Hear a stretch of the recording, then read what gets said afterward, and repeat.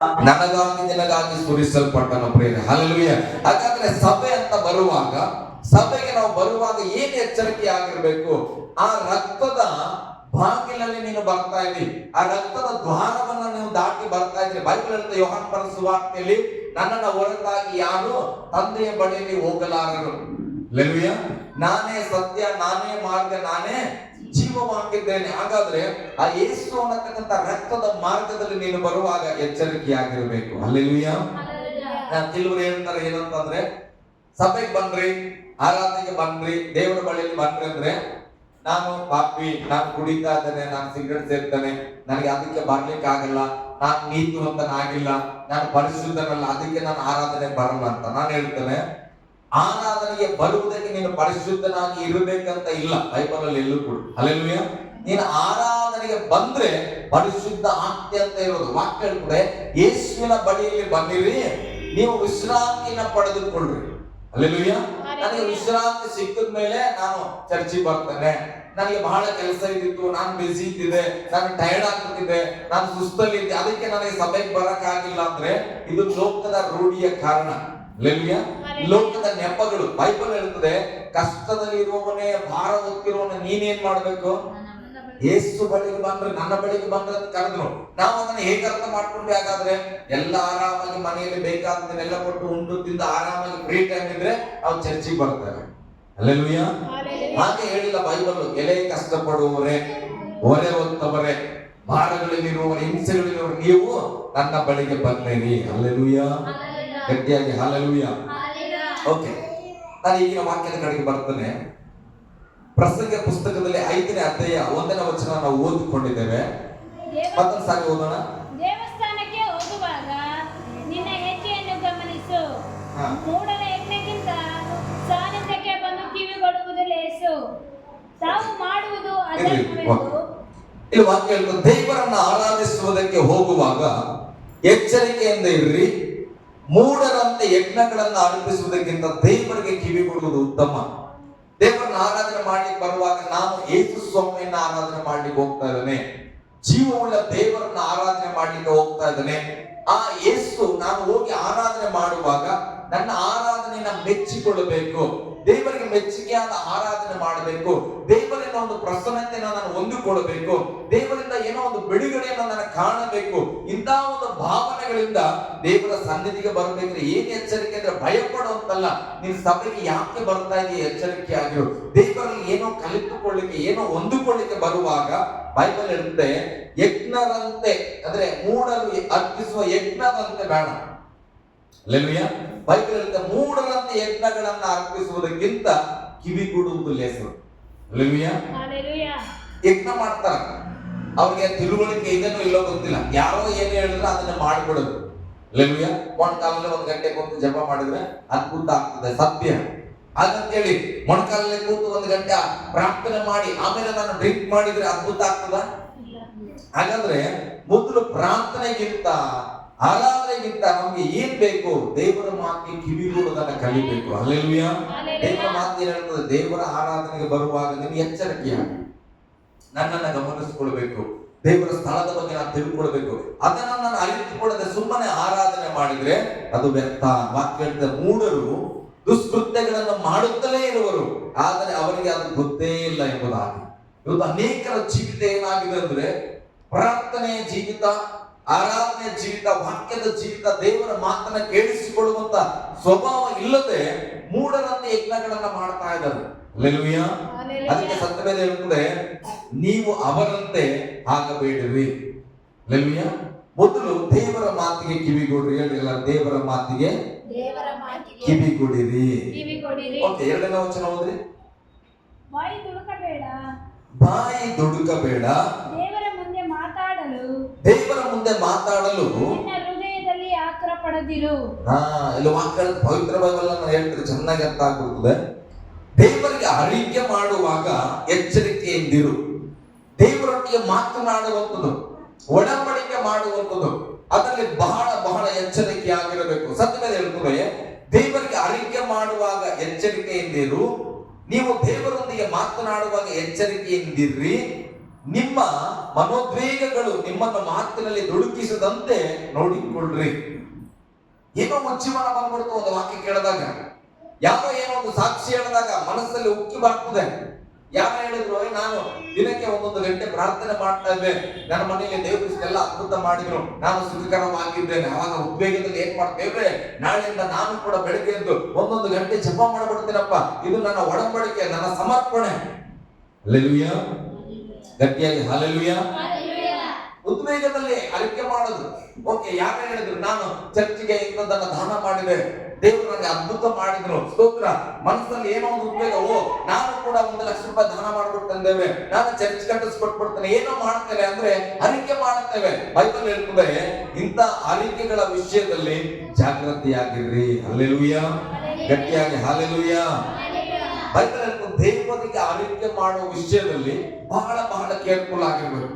ಇವತ್ತು ಅನೇಕ ನಮ್ಮ ದೇವರ ಮಕ್ಕಳು ಯಾವುದರಲ್ಲಿ ಸೋಲ್ತಾ ಇದ್ದೇವೆ ಅಂದ್ರೆ, ಮನಸ್ಸಿಗೆ ಬಂದದ್ದನ್ನ ದೇವರೊಟ್ಟಿಗೆ ಅರಿಕೆ ಮಾಡ್ತೇವೆ. ನಾನು ದೇವರಿಗೆ ಇಂಥದನ್ನ ಮಾಡ್ಬೇಕಂತೇನೆ, ದೇವರೊಟ್ಟಿಗೆ ನಾನು ಹೀಗೆ ಜೀವಿಸ್ಬೇಕಂತೇನೆ, ದೇವರಿಗಾಗಿ ನಾನು ಇಂಥ ಸೇವೆ ಮಾಡ್ಬೇಕಂತೇನೆ, ದೇವರಿಗಾಗಿ ನಾನು ಆರಾಧನೆ ಮಾಡ್ಬೇಕಂತೇನೆ, ನಾನು ಕೂಡ ಪ್ರಸಂಗಿಸ್ಬೇಕು ಅಂತ ಅಂದುಕೊಳ್ತೇನೆ, ನಾನು ಕೂಡ ಒಂದು 50 ಚೇರ್ ಕೊಡ್ಬೇಕು ಅನ್ಕೊಂಡೆ ಚರ್ಚ್ಗೆ, ನಾನು ಕೂಡ ಚರ್ಚ್ ಕಾಂಪೌಂಡ್ ಕಟ್, ಏನೋ 1000 ವಿಚಾರಗಳನ್ನ ನಾವು ಅರಿಕೆ ಮಾಡಿಕೊಳ್ತೇವೆ. ಹಲ್ಲೆಲೂಯಾ. ಅದ್ರ ಸತ್ಯ ಹೇಳ್ತದೆ, ಯಾವುದೋ ಒಂದು ಮನೋದ್ವೇಗ ಅಂದ್ರೆ ಯಾವುದೋ ಒಂದು ಟೈಮಲ್ಲಿ ಉತ್ಸಾಹದಲ್ಲಿ ಇಂಥ ಅರಿಕೆಗಳನ್ನ ಮಾಡದಂತೆ, ದುಡುಕದಂತೆ ನೋಡಿಕೊಳ್ಳ್ರಿ. ಹಲ್ಲೆಲೂಯಾ. ಏನೇ ಆಗಿರ್ತಾರೆ, ಪ್ರತಿಯೊಂದು ಹಣ ಕೊಡೋ ವಿಚಾರಣೆ ಅಲ್ಲ. ನಾವು ಪ್ರಾರ್ಥನೆ ಆಗಿರ್ಬೋದು, ನಾನು ಇನ್ ಮುಂದೆ ನಾನು ಕುಡಿಯೋದಿಲ್ಲ, ನಾನು ಇನ್ ಮುಂದೆ ನನ್ನ ಹೆಂಡತಿ ಹೊಡಿಯೋದಿಲ್ಲ, ನಾನು ಇನ್ ಮುಂದೆ ನನ್ನ ಮಕ್ಕಳು ಬೈಯೋದಿಲ್ಲ. ಯಾರ ಮುಂದೆ ಒಡಂಬಡಿಕೆ ಮಾಡ್ತಾ ಇದ್ದೀವಿ? ದೇವರ ಮುಂದೆ. ಜಾಗೃತಿ ಆಗಿರ್ಬೇಕು. ನಾವು ದೇವರಿಗೆ ಪ್ರಾರ್ಥನೆಯಲ್ಲಿ ಮಾಡುವ ಒಡಂಬಡಿಕೆಗಳನ್ನ ದೇವರು ಕೇಳಿಸಿಕೊಡುವನಾಗಿದ್ದಾನೆ. ಹಲ್ಲೆಲೂಯಾ, ಗಟ್ಟಿಯಾಗಿ ಹಲ್ಲೆಲೂಯಾ.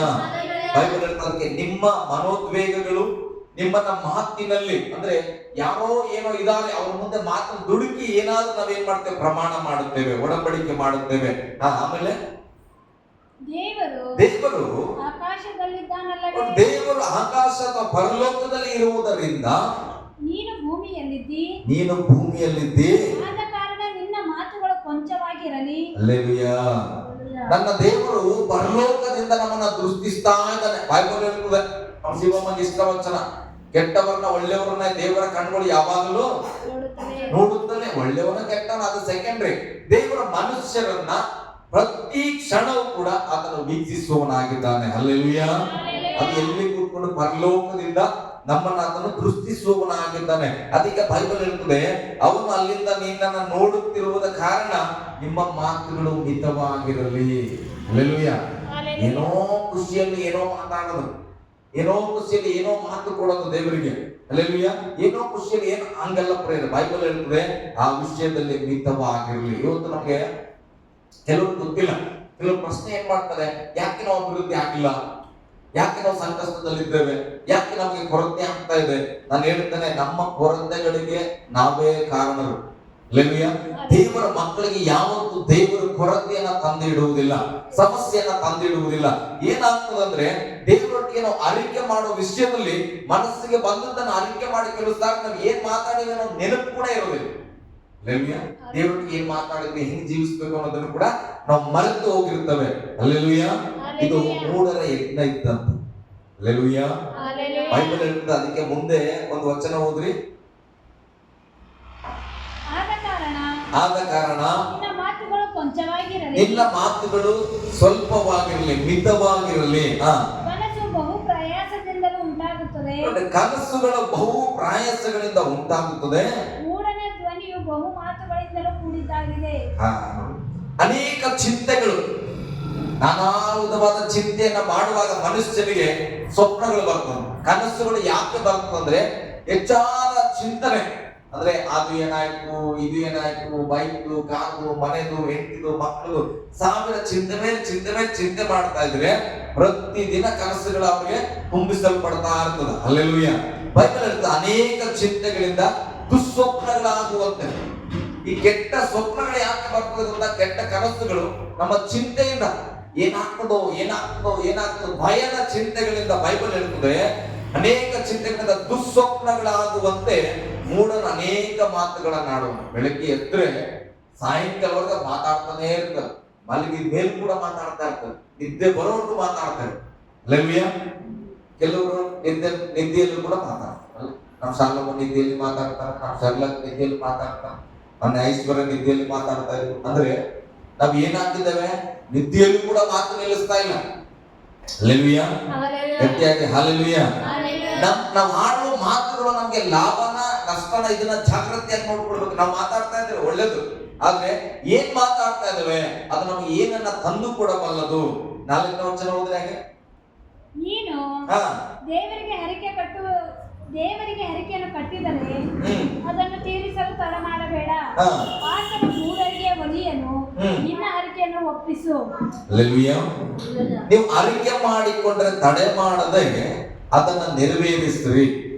ದೇವ್ರೆ, ನಾನು ನಿನ್ನೊಟ್ಟಿಗೆ ಡೈಲಿ ನಾನು ಪ್ರಾರ್ಥನೆ ಮಾಡ್ಬೇಕು ಅನ್ಕೊಂಡಿಲ್ಲಪ್ಪ, ನಾನು ನಿನ್ ಜೊತೆಗೆ ಹಾಗೆ ಸಹವಾಸದಲ್ಲಿ ಇರ್ತೇನೆ ಅಂತ ಹೇಳಿದ್ದೆ, ಹರಕೆ ಮಾಡಿದ್ರೆ ತಡ ಮಾಡಬಾರ್ದು. ನಾಳೆಯಿಂದ ನಾವು ಪ್ರಾರಂಭ ಮಾಡ್ಬಿಡ್ಬೇಕು. ಅಲ್ಲವೇ? ಬೆಳಿಗ್ಗೆ ದೇವರಿಗೆ ನಾವು ಪ್ರಾರ್ಥನೆ ದೇವ್ರೆ ಒಂದು 5 ಅಧ್ಯಾಯ ನಾನು ವಾಕ್ಯ ಓದ್ತೇನೆ ಸ್ವಾಮಿ, ಒಂದು ಒಡಂಬಡಿಕೆ ಹರಿಕೆ ಮಾಡಿಕೊಂಡಿದ್ರೆ ತಡ ಮಾಡೋದ್ ಬೇಡ. ಎದ್ದು ನಾವು 5 ಅಧ್ಯಾಯವನ್ನ ಓದ್ಲಿಕ್ಕೆ ಪ್ರಾರಂಭ ಮಾಡ್ಬೇಕು. ಏನೋ ಒಂದು ಹಣದ ವಿಚಾರನೋ, ಯಾವ್ದೋ ವಸ್ತುವಿನ ವಿಚಾರನೋ, ಇಲ್ಲ ನಾನು ಸುವಾರ್ತೆ ಹೇಳ್ತಾನೆ, ನಮ್ಮ ಸಭೆ ಸ್ಥಾಪನೆ ಮಾಡ್ತಾನೆ, ಎಲ್ಲಿ ಒಂದು ಪ್ರೇರಣೆ ಏನಾದ್ರೂ ಆಗಿರ್ಬೋದು. ದೇವರೊಟ್ಟಿಗೆ ಅರಿಕೆ ಮಾಡಿದಾಗ ಆ ಅರಿಕೆಯನ್ನ ಸಲ್ಲಿಸುವುದಕ್ಕೆ ನಾವು ಅರ್ಜೆಂಟ್ ಅಲ್ಲಿ ಇರ್ಬೇಕು, ಮುಂಚೂಣಿಯಲ್ಲಿ ನಾವಿರ್ಬೇಕು. ನಾನು ಮೊದಲು ದೇವರಿಗೆ ಮಾಡುತ್ತೇನೆ ಅಂತ ಹೇಳಿದ್ದನ್ನ ನಾನು ಮಾಡಬೇಕು ಎಂಬುದಾಗಿ. ಹಲ್ಲೆಲೂಯಾ.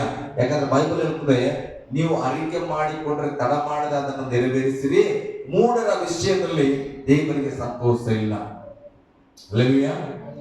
ನಾಳೆ ನಿನಗೆ ನಾನೇನ್ ಮಾಡ್ತೇನೆ, ನಾನು ಹೆಂಡತಿಗೆ ಹೇಳ್ತೇನೆ, ನಾಳೆ ನಾನು ನಿನಗೆ ಪೂರಿ ಮಾಡಿ ಸಾಗು ಮಾಡಿ ಚಟ್ನಿ ಮಾಡಿ ನಾನು ಕೊಡ್ತೇನಪ್ಪ ಅಂತ ಹೇಳ್ತೇನೆ. ನನ್ನ ಹೆಂಡತಿ ಬಹಳ ಸಂತೋಷ ಪಡ್ಬೇಕು. ನಾಳೆ ಆಗ್ತದೆ, ನಾಳೆ ನಾನು ಮಾಡ್ಲಿಲ್ಲ. ಅಲ್ಲೆಲೂಯಾ. ಮತ್ತೆ ನಾಳೆ ನಾನು ಹೇಳ್ತಾರೆ ಪೂರಿ ಚೆನ್ನಾಗಿಲ್ಲ ಬಿಡಮ್ಮ, ನಾನು ಏನ್ ಮಾಡ್ತೇನೆ, ನಿಮ್ಗೆ ಇಡ್ಲಿ ವಡೆ ಮಾಡ್ಕೊಡ್ತೇನೆ. ಅಲ್ಲೆಲೂಯಾ. ನನ್ನ ಹೆಂಡತಿ ಸಂತೋಷ. ಆಮೇಲೆ ನೆಕ್ಸ್ಟ್ ಡೇ ಏನಾಯ್ತು, ಶುಕ್ರವಾರ ಬಂದಾಗ ಇಡ್ಲಿ ವಡೆ ಮಾಡ್ಲಿ, ಇಡ್ಲಿ ವಡೆ ಪೂರಿ ಏನ್ ಮಾಡ್ತೇವೆ ಬಿಡಮ್ಮ, ನಾನು ಸೋಮವಾರ ಸಂಡೇ ಏನ್ ಮಾಡ್ತೇನೆ, ನಿಮಗೆ ಒಳ್ಳೆ ತಾರಿ ನಾನು ಮಾಡ್ಕೊಡ್ತೇನೆ, ಬಿರಿಯಾನಿ ಮಾಡ್ಕೊಡ್ತೇನೆ. ಈಗ ನನ್ನ ಹೆಂಡತಿ ಸಂತೋಷ ಪಡ್ತಾರ? ಆಕೆ ತಲೆಯಲ್ಲಿ ಏನ್ ಬಂತು, ಈತ ಹೇಳ್ತಾನ ಅಷ್ಟೇ, ಮಾಡಲ್ಲ, ಈತ ಮೂಢ. ಅಲ್ಲೆಲೂಯಾ. ಹೇಳುತ್ತಾನೆ ಹೊರತು ಇದನ್ನು ಮಾಡುವುದಿಲ್ಲ ಅಂತೇಳಿ ನನ್ನ ಮಾತಿನಲ್ಲಿ ಆಕೆ ಏನಿಲ್ಲ, ನಂಬಿಕೆ ಎಲ್ಲ. ಒಂದ್ ಕಡೆ ಸಂತೋಷ ಇಲ್ಲ. ಮೊದಲು ಏನ್ ಮಾಡಿದ್ರು, ನಾಳೆ ಬೆಳಿಗ್ಗೆ ನಾನೇ ಪೂರಿ ಮಾಡ್ಕೊಡ್ತಾ ಖುಷಿ ಪಟ್ಲು, ವಾ ನನ್ನ ಗಂಡ ಪೂರಿ ಮಾಡ. ಅದೇ 4 ದಿವಸ ಫೇಲ್ಯೂರ್ ಆದಾಗ ಏನಾಗ್ತದೆ, ನಿಜವಾಗಿ ನಾನು ಬೆಳಿಗ್ಗೆ ಪೂರಿ ಮಾಡ್ತೇನೆ ಅಂದಿದ್ರು ಕೂಡ, ನನ್ನ ಮನಸ್ಸಲ್ಲಿ ಮಾಡ್ಬೇಕಂತಿದ್ರು ಕೂಡ ತಕ್ಷಣಕ್ಕೆ ಆಕೆ ಸಂತೋಷ ಆಗಲ್ಲ. ಯಾಕೆ? ಬಹಳ ಸಲ ನಾನು ಏನಾಗಿದ್ದೇನೆ, ಮಾಡ್ತೇನೆ ಅಂತ ಹೇಳಿ ನಾನು ಏನ್ ಮಾಡಿದ್ದೇನೆ, ಅರಿಕೆಯ ಮಾತಿನಲ್ಲಿ ತಪ್ಪಿ ಹೋಗಿದ್ದೇನೆ. ಹಲ್ಲೆಲೂಯಾ, ಗಟ್ಟಿಯಾಗಿ ಹಲ್ಲೆಲೂಯಾ. ಬೈಬಲ್ ಹೇಳುತ್ತೆ, ಮೂಢರ ವಿಷಯದಲ್ಲಿ ದೇವರಿಗೆ ಸಂತೋಷ ಇಲ್ಲ. ನೀವು ದೇವರಿಗೆ ಅರಿಕೆ ಮಾಡಿಕೊಂಡದ್ದನ್ನು ಸಲ್ಲಿಸಿರಿ. 5ನೇ ವಚನ ಹೇಳುತ್ತದೆ, ಅರಿಕೆ ಮಾಡಿ ಸಲ್ಲಿಸದೇ ಇರುವುದಕ್ಕಿಂತ ಅರಿಕೆ ಮಾಡದೇ ಇರುವುದೇ ಉತ್ತಮ. ಹಲ್ಲೆಲೂಯಾ. ನಾನು ದೇವರಿಗೆ ಅದು ಮಾಡ್ತೇನೆ, ನಾನು ದೇವರಿಗೆ ಇದು ಮಾಡ್ತೇನೆ, ನಾನು ದೇವರಿಗಾಗಿ ಹಂಗೆ ಬದುಕ್ಬಿಡ್ತೇನೆ, ನಾನು ದೇವರಿಗಾಗಿ ಹಿಂಗೆ ಬದುಕ್ತೇನೆ ಅಂತ ಹೇಳಿ ಬದುಕದೇ ಇರೋದಕ್ಕಿಂತ ಏನು ಹೇಳೇ ಇಲ್ವಲ್ಲ ಆತ ಉತ್ತಮ ದೇವ್ರ ದೃಷ್ಟಿ. ಹಲ್ಲೆಲೂಯಾ, ಗಟ್ಟಿಯಾಗಿ ಹಲ್ಲೆಲೂಯಾ. ಹಾಗಾದ್ರೆ ನಮ್ಮನ್ನು ನಾವು ಹಿಂತಿರುಗಿ ನೋಡೋದಾದ್ರೆ ಏನೆಲ್ಲ ಅರಿಕೆ ಮಾಡ್ಕೊಂಡು ಕಡಿಮೆ ಜನ ಇದ್ರೆ ಸ್ತೋತ್ರ, ನಾನು ಪ್ರೇಯರ್ ಮಾಡ್ತೇನೆ ಅಂತ ಅನ್ಕೊಂಡಿರ್ಬೋದು, ಫಾಸ್ಟಿಂಗ್ ಮಾಡ್ತೇನೆ ಅಂತಿರ್ಬೋದು, ದೇವ್ರಿಗಾಗಿ ನಾನು ಏನೋ ಟೈಪ್ ಕೊಡ್ತೇನೆ ಅನ್ಕೊಂಡಿರ್ಬೋದು, ದೇವ್ರಿಗಾಗಿ ನಾನು ಏನೋ ಇನ್ನ ದೊಡ್ಡ ಕಾರ್ಯ ನಾನು ಮಾಡಬೇಕು ಆಸೆ. ಈಗ ನಮ್ಗೆ ಆದ ಆಸೆಗಳಿರುತ್ತೆ. ಏನಂತ, ನಾವು ಸಭೆಗಳನ್ನ ಮಲ್ಟಿಪ್ಲೈ ಬೇರೆ ಕಡೆ ಸಭೆ ಸ್ಥಾಪಿಸ್ಬೇಕು. ಇದಿಷ್ಟೇ ಅಲ್ಲ, ನಾವೇನು ಮತ್ತೊಬ್ಬರನ್ನ ಎಬ್ಬಿಸಿ ಶಿಷ್ಯತ್ವದಲ್ಲಿ ಎಬ್ಬಿಸಿ ಬೇರೆ ಸಭೆ ಸ್ಥಾಪನೆ ಮಾಡೋದು ಆಗಿಲ್ಲ ಅಂತೇಳಿ ಕೂತ್ಕೊಂಡ್ಬಾರ್ದು. ದೇವರ ಮುಂದೆ ನಾವು ಏನ್ ಮಾಡಿ ಒಡಂಬಡಿಕೆ ಮಾಡು, ದೇವರೇ ನಾವು ನಮ್ಮಿಂದ ಸಾಧ್ಯವಾದಷ್ಟು ನಾವು ಸಭೆಯನ್ನು ಎಬ್ಬಿಸಿ ನಾವು ಸಪೋರ್ಟ್ ಮಾಡ್ತೇವೆ. ಈಗ ಆಗಲೇ ಇಲ್ಲ, ಆದ್ರೂ ಕೂಡ ಏನ್ ಮಾಡ್ಬೇಕು, ಪ್ರಯತ್ನವನ್ನ ಬಿಡದೆ ದೇವರೊಟ್ಟಿಗೆ ಆ ರೀತಿಯನ್ನ ಸಲ್ಲಿಸ್ಬೇಕು. ದೇವ್ರೆ, ನನಗೆ ಆತ್ಮ ಬೇಕಪ್ಪ, ನನಗೆ ಶಿಷ್ಯರು ಬೇಕು, ನನ್ನ ಸಭೆಯನ್ನು ಸ್ಥಾಪಿಸ್ಬೇಕು, ಅದಕ್ಕೆ ಮಾರ್ಗದಲ್ಲಿ ಅದಕ್ಕೆ ಬೇಕಾದ ಅಗತ್ಯತೆಗಳನ್ನ ನೀನ್ ಕೊಡು ಎಂಬುದಾಗಿ ದೇವರ ಬಳಿಯಲ್ಲಿ ನಾವು ಪ್ರಾರ್ಥಿಸುವರಾಗಿ ಇರಬೇಕು. ಹಲ್ಲೆಲೂಯಾ. ಅರಿಕೆ ಮಾಡಿದ ತಕ್ಷಣ ನಾವು ದೊಡ್ಡವರಲ್ಲ, ಅರಿಕೆಯನ್ನ ತೀರಿಸಿದಾಗ ಮಾತ್ರ ನಾವು ದೊಡ್ಡವರು. ಹಲ್ಲೆಲೂಯಾ, ಗಟ್ಟಿಯಾಗಿ ಹಲ್ಲೆಲೂಯಾ, ಹಲ್ಲೆಲೂಯಾ. ಹಾಗಾಗಿ ನಾವು ಯಾವ ವಿಷಯದಲ್ಲಿ ಜಾಗೃತ ಇರಬೇಕು, ದೇವರ ಸಾನ್ನಿಧ್ಯಕ್ಕೆ ಬರುವಾಗ, ದೇವರ ಸ್ಥಾನ ಅಂದ್ರೆ ದೇವರ ಆಲಯಕ್ಕೆ ಬರುವಾಗ ನಾನು ನೆನಪು ಮಾಡ್ಕೊಳ್ಬೇಕು. ಒಂದು ಭಾನುವಾರ ಬಂತು, ಆರಾಧನೆಗೆ ಬರ್ತಾ ಇದ್ದೇನೆ, ಕಳೆದ ಭಾನುವಾರ